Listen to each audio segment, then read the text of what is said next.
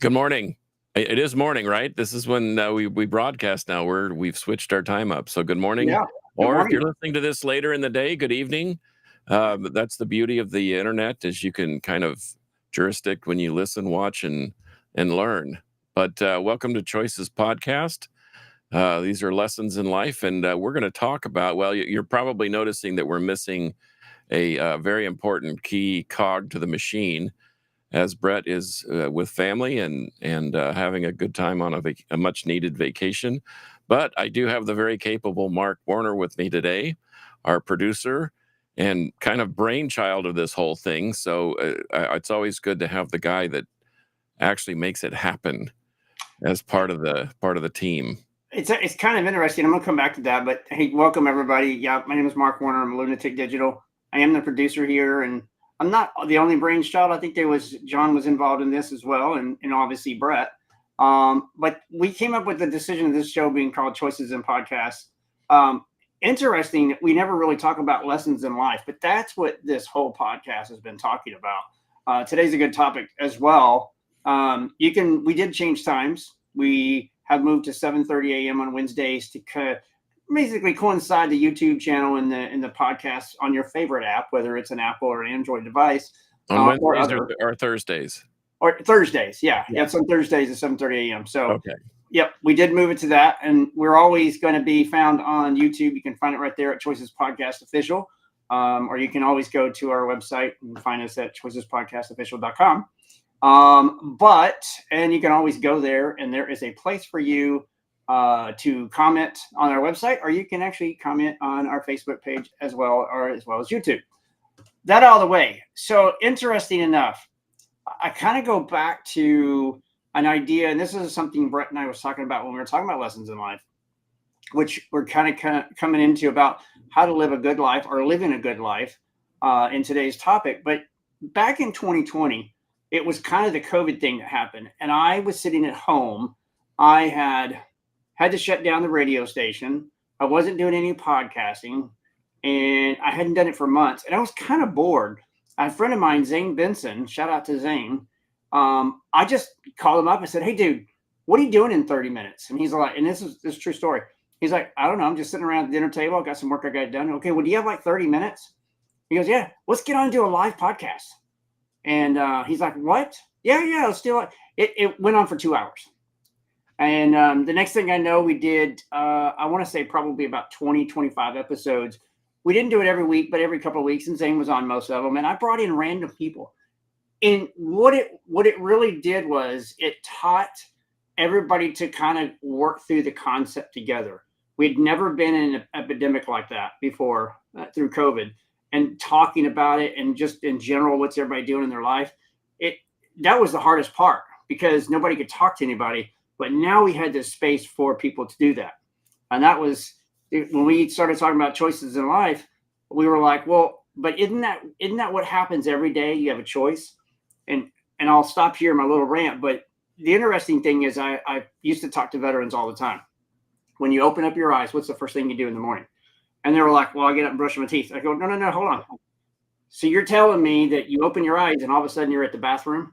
And he's like, well, no, I got to get out of bed. Okay, that's exactly it. So you have a choice to make. When you roll your feet on the floor from your midnight slumber, you have a choice. You can be happy or you can be sad. There's no other choices. Or you can stay in bed and go back to sleep and not do anything. That's not a choice. I mean, it is, but you're rolling your feet out of bed. So you have a choice. You can be good or bad. You can be happy or you can be sad. Well, that is true, and I know when I go to the store or whatever and everyone says, "How's your day?" I always tell them it's great, and they kind of look, they get taken aback by that, and why wouldn't it be okay? I mean, we can have difficult circumstances and still be having a good day. My grandfather used to say, "As long as we're on this side of the dirt, we're in good shape." I mean, Yeah, we've got things to do and life to live. So absolutely. Well, let's anyway, get into that. So you have a great, I miss you guys doing your show together, and because I enjoy it from this side, but I enjoy when you read lyrics, and I know sometimes it's hard for you to find the lyrics for the topic of the night, and maybe sometimes you don't find it until 5 minutes before the show, or 30 seconds before the show, or actually during the show. But today makes a really good um, opportunity for us to remember Ozzy Osbourne. I think that was a major influence through all of us. I think everybody in this lifetime knew who Ozzy was. Whether you liked him or didn't like him, he was a huge influence in music, in the categories across the board. But why don't you take it away, John, and tell us your today? well, and I'll credit my friend down in Houston, Rob McNeese. He and I have been friends since the mid '80s, and we don't always agree on the genres of music that we like, but we do agree on enough to where we're still friends. And he sent this song to me, and oddly enough, it's a mellow, it's a ballad, it's a very poignant, thoughtful song. It's called "Back on Earth," and I've had all sorts of people trying to have me rate Ozzy's top 10 vocal performances and whatever else. But this to me is the true indicator of who Ozzy Osbourne was. Uh, despite his public persona, like you mentioned, and despite the fact that we know he was not always on his best behavior, but once he got cleaned up, he became a whole different person. But this is the second verse from Ozzy's "Back on Earth." It says, "Like fountains of sorrow, the faces are crying. I'm witnessing all their pain.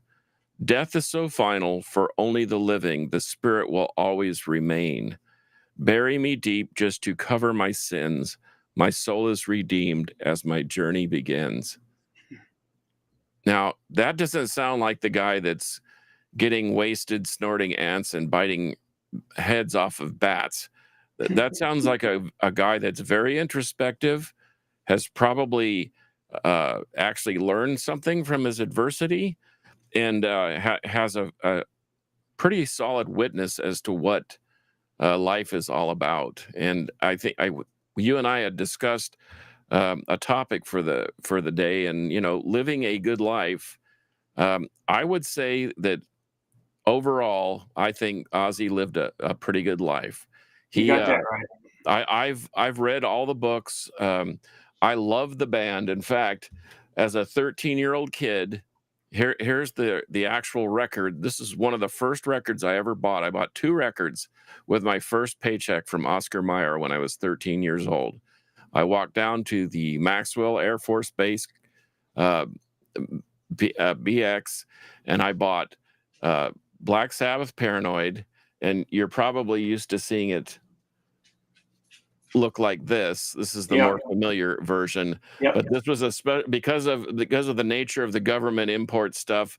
This was a German pressing, and I didn't know the difference. I just saw it. I thought it looked funky and cool, and I'd heard about Black Sabbath, and so I bought it along with Grand Funk Railroad, and we can go down a whole nother uh, um, venue with that, or avenue with that, because Grand Funk has something to do with what's deep inside me too. In fact, having visited their hometown of Flint, Michigan, we could go on for an hour or so about that. But getting back to Ozzy, I bought this, and it didn't scare me. It didn't freak me out.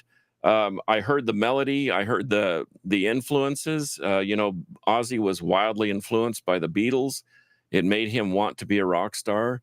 The adversity that the band itself went through is a real testament to their staying power. I mean, their guitarist loses the tips of two fingers in working at a machine shop, and it probably changed the course of music because he had to down tune, and he had to jump over those hurdles. I'm referring to Tony Iommi to make it happen. And Ozzy was very encouraging to him to not give up playing guitar, just to figure something out. That was going to be the band.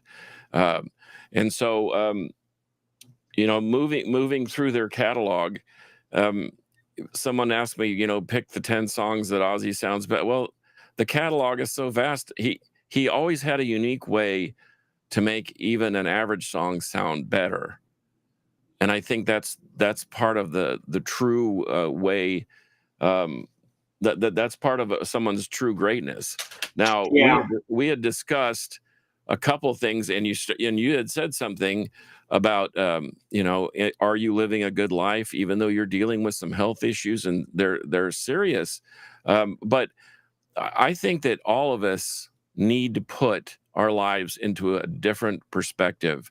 If we have a bad perspective on what's happening, we need to change that.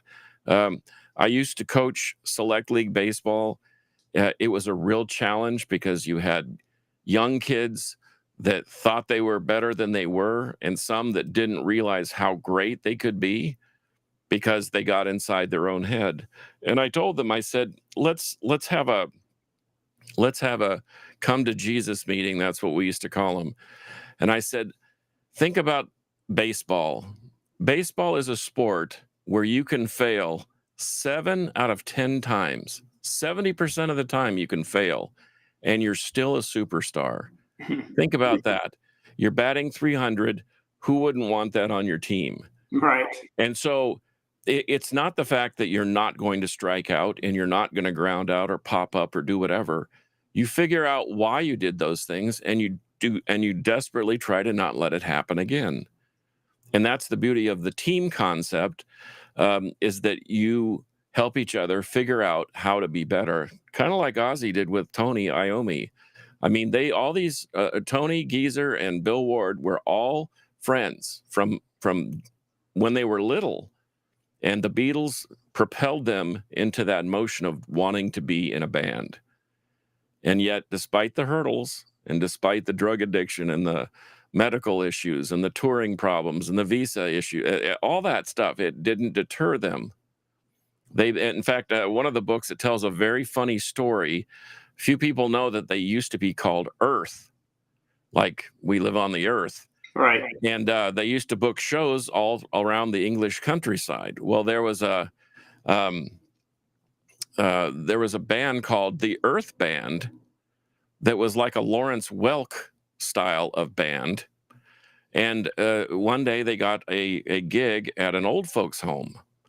Well, the old folks thought they were getting the Lawrence Welk style Earth Band, but instead they got Earth, which was Black Sabbath.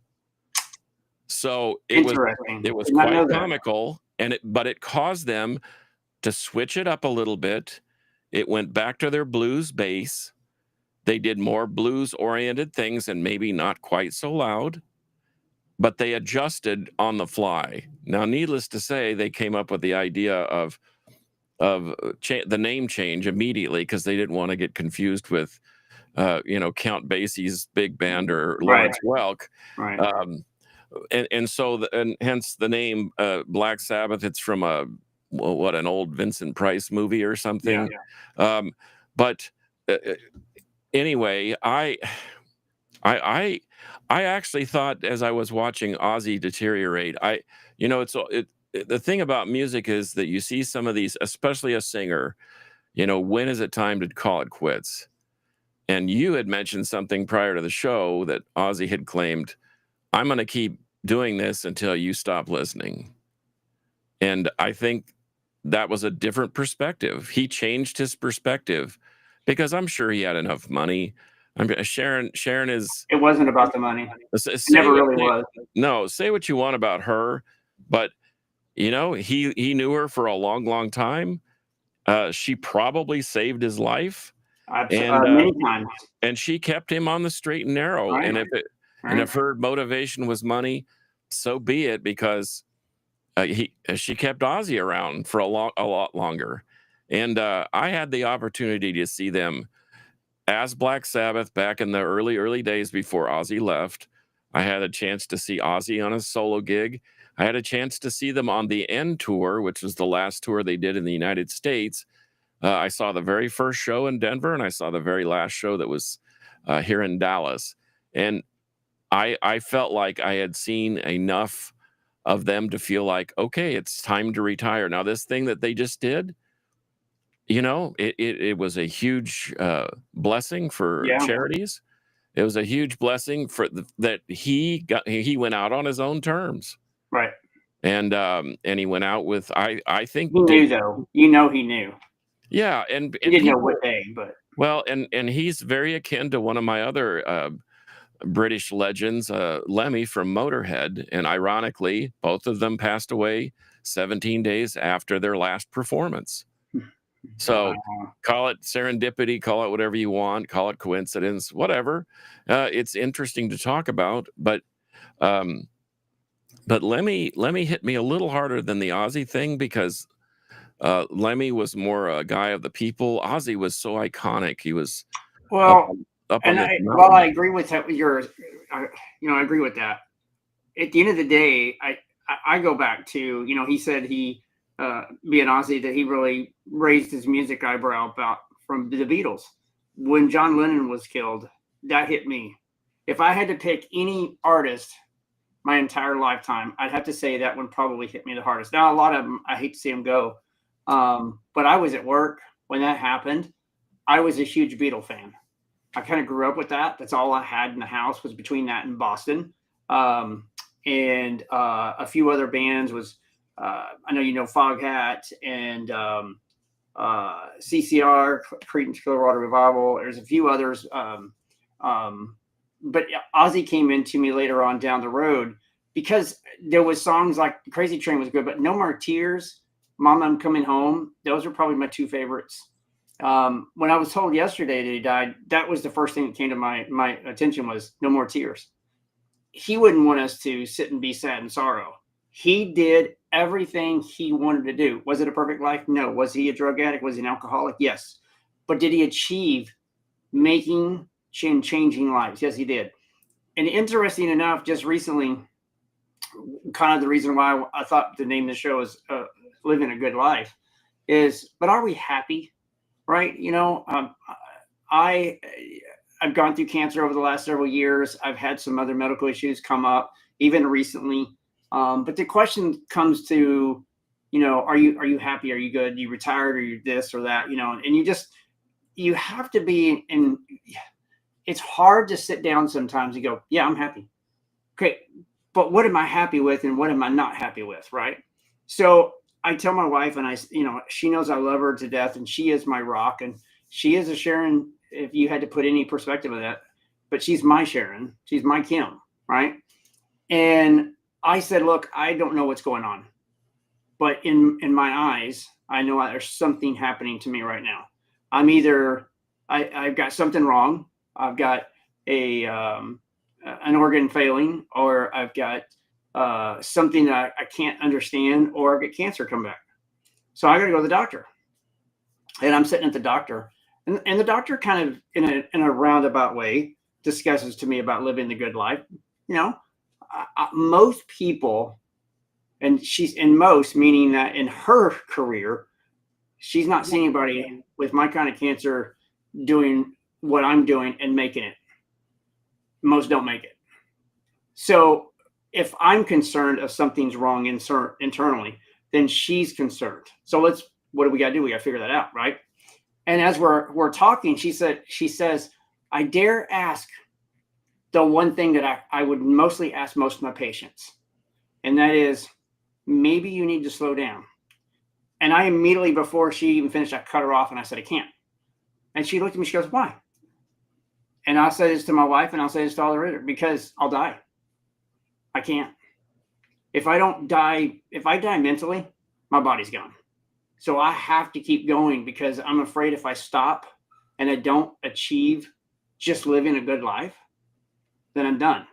And I think I can look at Ozzy that same way, going, you know what? he had somebody there taking care of him. He could have gave up years and years ago. Years. He could have drunk himself out and been gone at the end of Black Sabbath on their first round. But he had somebody. He had somebody support him and follow him over the years, and he had several lapses. So I ask you, John. I'm sitting here and I'm going. I think I'm living a good life. It's taken me a long time to get here. It wasn't the easiest and the softest and the hardest road, but I'm here. And I'm happy, and I believe that I am living a good life. I walk outside and have a big property. The sun's out. My health is what it is. I can't control everything about my health. But every day that I wake up, man, it's a good day. Well, and see, and that leads me to another thing. I think that sometimes we kind of freak our own selves out because we think we have to be better than we actually are in order to perform and do good things. Um, as you mentioned, Ozzy was not always on his best behavior. He had a lot of issues, but look at all the goodness and all the great things that he did. He shifted and changed lives for the better, and he was by far not very perfect. And I think even as and I discussed this on Sunday, I was kind of dropped in the grease, but it was okay. It worked. I had a Sunday school teacher not show up. Part of my responsibility is to make sure that if that happens, that somebody fills in. So I did. And I think that the one thing that we walked away from after our 40-minute discussion, impromptu as it may have been, is that we don't have to be perfect to do great things. We may not be where we want to be, but that doesn't mean we just, like you said, just stop. Like Ozzy, okay, I'm a cocaine addict, I'm a drunk, I'm just going to stop doing what I'm doing. No, he didn't do that.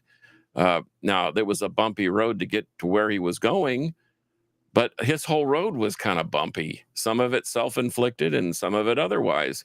But he did it, to your credit, to your own comment. He did it even though despite the adversity. And that's, once again, I think that's a testament to true greatness.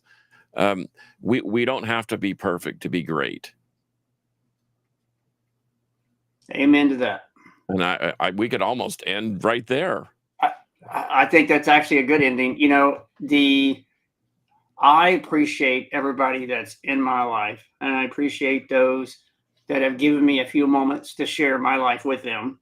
And it's sad that there are some that are already gone way too soon. Such as life. I know living the good life sometimes is not what you think it is by all means of it being perfect. But if you can find the peace, if you can find the happiness, living the good life is, what are you going to do with all that millions of dollars that you have? Did you go out and enjoy things? Did you go and see what the earth has to offer? Did you go outside and have a good day? It doesn't really matter about what you spend or don't spend. Some days, and I'll end it with this, but this happened, I'd say about not even a week ago, 3 or 4 days ago. My wife and I walked outside. Now we have this big old tree out there, and we have 2 chairs to sit up in front of it. And I went out to sit down, and she came over and she looked at me and she says, "What are you doing?" Because I'm usually going 99 miles an hour. But I sit down, I had my legs crossed, I had a drink next to me, a soft drink. And I don't drink alcohol, but I drink little drinks. And I was sitting there, and she said something to me, and I'm just like, "Oh, look." And she's like, "I'm looking. It's a good day. I just thought I would sit here and enjoy it." And all it is sometimes just breathing and looking at what's in front of you. To me, if I could take that 2 to 3 minutes, which lasted 20 or 30 minutes, sitting with my wife and enjoying the sun and just breathing, to me, that is living a good life. Well, and in closing too, I might just throw out a little bit of homework for everybody, because I started doing this, oh gosh, this might have been when my son passed away, so that's nearly 15 years ago. And that in itself, you want to talk about just cashing in my chips and saying I'm done. I've seen so many great things happen because of that awful tragedy. And would I change it? I wouldn't wish to have it, but the experiences that it's helped me, the experience that it's given me to help others that have been in the same position are unmeasurable. But what I did back then is, to your exact point, I took 45 minutes a day to just stop and smell the roses. The phone stayed in the truck. I took a walk. Either I went and sat on a bench somewhere, or I went to a bookstore. I thought that that was very cathartic, or a library where it was very quiet. And I just spent 45 minutes pondering, meditating, taking a deep breath, looking at the vistas. Um, and I can't tell you how cathartic that is when you just eliminate the chaos for just a few minutes a day. And Brett and we need to follow up when he gets back from Greece, because I've been weaning myself off the phone. I said leaning, but I mean wean. Weaning, yeah. Well, and I've been leaning my time, but I tried it. I haven't hit my goal yet, because I wanted to reduce hours, 3 to 6 hours a week. It's not quite there, but every week it's a little less. And this week I'm hoping that it's a lot, because I want to get to that goal. But I find myself, as long as we don't have any more celebrities dying, because I'm not posting that often, but anyway, I'm finding myself a little more relaxed and a little more like, I almost feel like I'm together. I don't have that anxiety that I normally would by staring at the phone and just all the chaos that's out there. And it's I told one of the kids, I said, you cannot lose hope. You can be sad, you can be without faith, you can be upset, you can be angry, but don't lose hope. Because when that's gone, that means your will to live and to try and change it are gone. And that's bad. That's a bad place to be. And that doesn't Yeah. mean it's over, but I'm telling you, take some time out for yourself. So even if it's 15 minutes, it doesn't have to be 45. That was my own case. And I have Right. it's a lot easier for me to do it now that I'm retired, like really retired, even though I'm busier than a one-armed paper hanger at this Well, juncture. my wife does the same thing. She does find a way to take 10 minutes, probably twice a day, but I can say for sure one time a day. She'll just walk out on the back deck, and she moves a chair and it lays right in the sun just to get a little bit of vitamin D. It's just, it's you. It's for you. It's your breathing. It's just your energy. It's just not focused on anything going on with work, not focusing on the digital stuff. And one of the things that you just mentioned is, why can't we just slow down? Now, I'm not talking about giving up, and I'm not talking about slowing down and not doing the next thing. But, even where I'm at in town, there's no reason to go 55 miles an hour down the road. There's nowhere to get in a hurry, right? I mean, even let's say your pipe burst. Well, turn your water off. Go to the store, get your stuff. Slow down. There's no reason to hurry up and get things. The problem is, and you kind of said it, and I'm just going to end it with this. We go so fast that we forget to smell the roses. All you have to do is breathe sometimes. I try to do that every single day in my life. I have. I try to do it. I try not to worry. I don't yell at people. I don't get mad. Listen, I don't have time for no common sense. I don't have time for anger. I don't have time for all the evil stuff. I only got time to live. That's the time I got. And the people that are with me and around me, that's it. You're able to jurisdict your own terms. Yeah. Confucius said, one man's action cannot jurisdict your reaction. So as long as you're totally in charge of yourself, what anybody else in the world is doing has no bearing on you. And that's the way you have to look at it. It's about perspective. But anyway, I think Brett would be proud that we did this. I think it's all right. Yeah. So, I think you're ending with living a good life. I think, let's have a takeaway on this. Slow down, smell the roses, and enjoy what's in front of you. Even if what's in front of you is not the best thing in your life, that doesn't matter. That can change in a heartbeat. But look at your life. You're standing there, you're breathing. Hopefully, you're somewhere where it makes you a little peaceful and happiness. Enjoy that for just a minute if you could. That would be my takeaway today, is say, just stop for a second, using John's word, smell the roses, take a deep breath. Yep. Adjust your perspective and just understand too that you don't have to be perfect to do great things. None of us do, but we can still do great things. You can bet on that. With that, John, it's been fun. Yeah, we'll see you next time. Thanks, Mark. Thanks for listening to Choices Podcast, everyone. You can find us on YouTube and all your favorite apps out there on Android and Google and Apple. So have a good night. See you next week.